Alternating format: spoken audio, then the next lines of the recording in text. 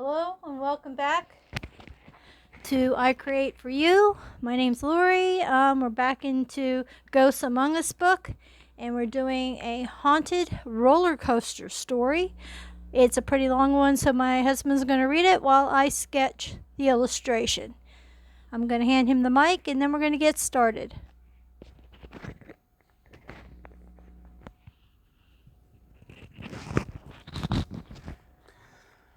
The Lonely Ride.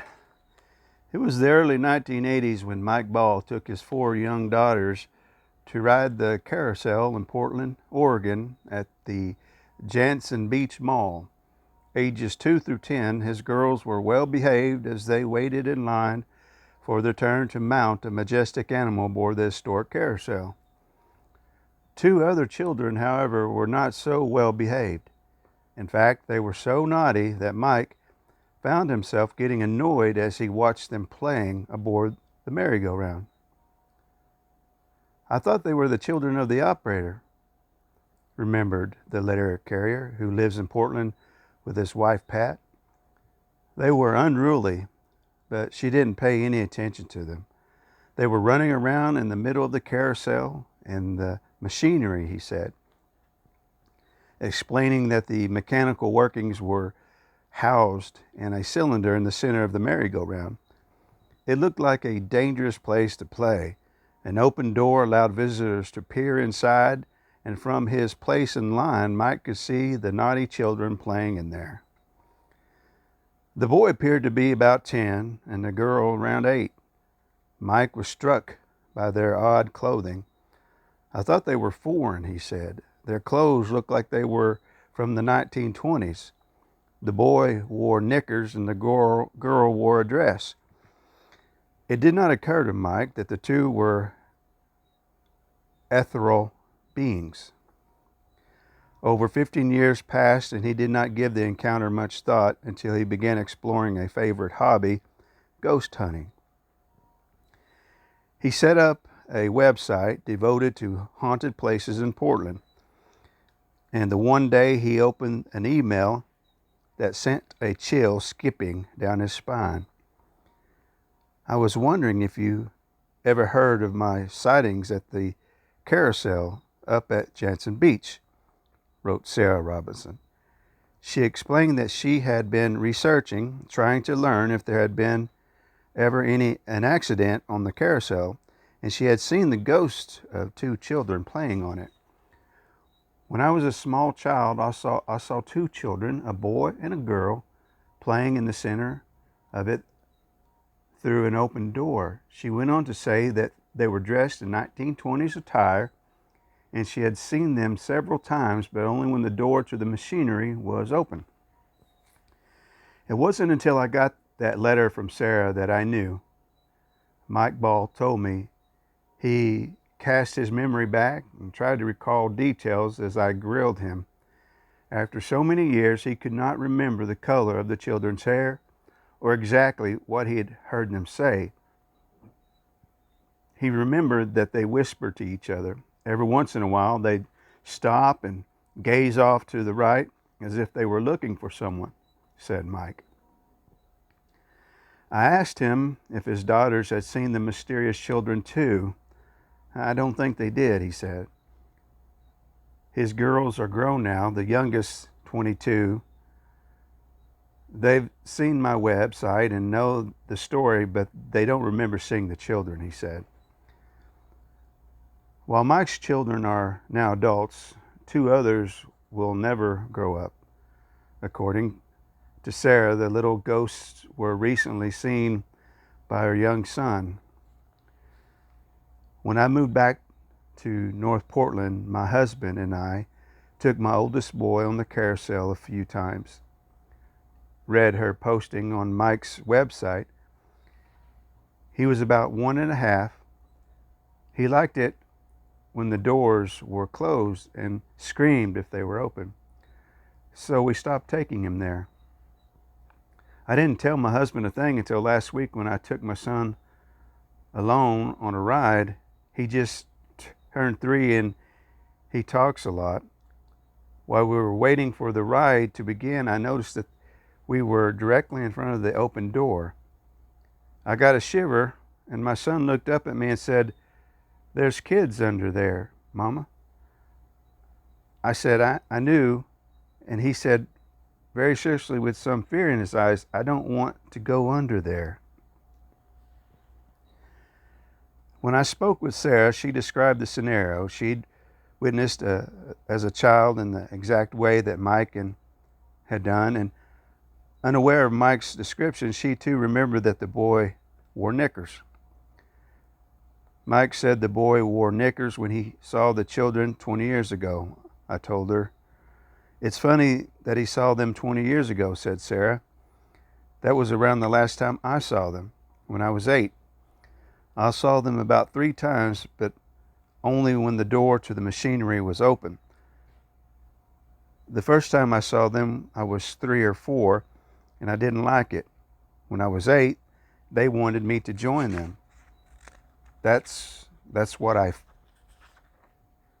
felt. They would stare me down and always picked the outside horse. I always picked the outside horse because I didn't like to be close to them. Each time the carousel horse glided past the open door, Sarah glanced down and saw the solemn faces of the 2 odd children peering up at her. She first visited the carousel with her mother and her little brother. When she tried to tell her mother about what she saw, her mother said, "You're pipe dreaming." But Sarah knew she wasn't dreaming. The children were as real and solid looking as everyone else at the mall that day, but there was something about them that was creepy. She somehow sensed they were not of this world. The girl had long brown hair, and she may have been wearing a big white bow, she said, as she tried to recall details from the long ago sighting. I think the boy was wearing suspenders and a white shirt and a flat hat.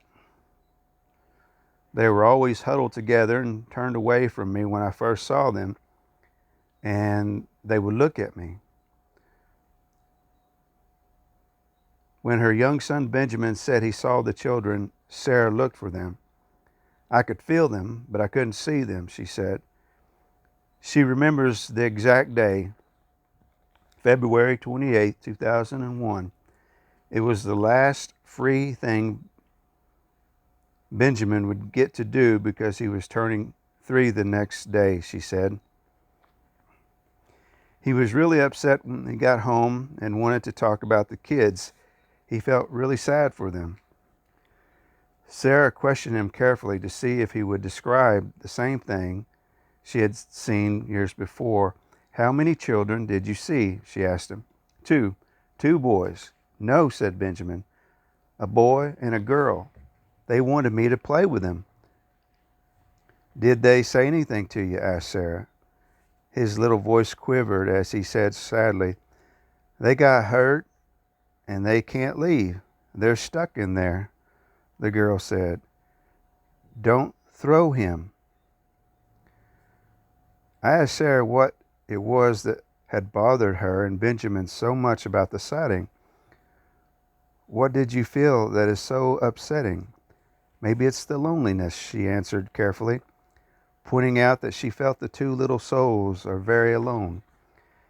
"It's a heavy, heavy feeling, a trapped feeling." "Who are the ghosts who haunt the old carousel?"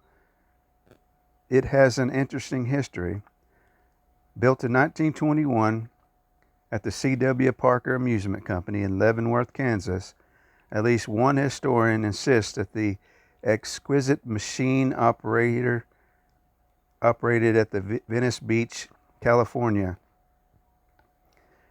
pier from 1921 to 1924. If indeed the carousel was there, my research indicates it would have operated adjunct to the roller coaster. Interestingly, old newspaper articles report numerous fatalities on the coaster, some which occurred while the carousel was there. Most of the people killed during this time appear to have been teenage boys who stood up during the ride and were thrown to their deaths. Thrown. That is the word the articles usually use to describe what happens to victims when they are catapulted from a coaster car. It brings to mind the thing that Benjamin heard the ghost child say, "Don't throw him." Is there a connection between the people killed on the coaster and the ghost of the Jantzen Beach Carousel? Possibly. I do not have all the history of the accidents on the Venice Beach Pier. Confused souls who died there could very likely have attached themselves to the merry-go-round. Or is it possible that the two children were thrown from the roller coaster on the pier? Could they have been drawn by a suicidal parent or father when he said, "Don't throw him"? One report says that the carousel was in a major fire there in 1924, the notorious 1924 fire. However, did not occur on the Venice Pier, but on the Ocean Park Pier less than a mile away. Was anyone harmed in the fire? Perhaps a boy and a girl? About the fire, or after the fire, the merry-go-round spent several years in storage before it was moved to Jantzen Beach Amusement Park in Portland. In 1928, the 123-acre park was a focal point of fun for folks from miles around, with ballrooms and swimming pools and a fun house and rides. The park entertained the crowds until 1970 when it was shut down and razed to make way for the Jantzen Beach Mall. A death on the Big Dipper roller coaster reportedly contributed to the demise of the park. The carousel was set up in the mall where it operated until 1995, when it underwent a $500,000 renovation. It is now the pride and joy of the new Jantzen Beach Supercenter. Some visit for a nostalgic ride on a painted pony of the past, while others scrutinize it for a glimpse of a pair of strange children from another time. At least one operator of the carousel is unhappy with the idea of ghosts there. When Mike posted Sarah's story on his website, he got an email from an angry woman who said that the reporters were nonsense and that the reports were nonsense and that she is annoyed when visitors ask her about the ghost. She said that she's worked there for years and has never seen anything, said Mike, who did not bother to respond to her or to tell her that he himself had witnessed two very unusual children playing on the merry-go-round. Somehow, he didn't think she'd be convinced. When it comes to ghost sightings, we can only speculate on why some people see them and others don't. Children and sensitive adults tend to see ghosts more than others. A leading theory is that these perceptive people have an ability to see into the other side in the same way that a musically talented person can identify a note or an artist can draw an accurate sketch. As so few people can actually see the ghost on the Parker Carousel, it must indeed feel very lonely for the little stuck spirits, as Sarah Robinson sensed. It is no wonder that they ask those who can see them to come and play.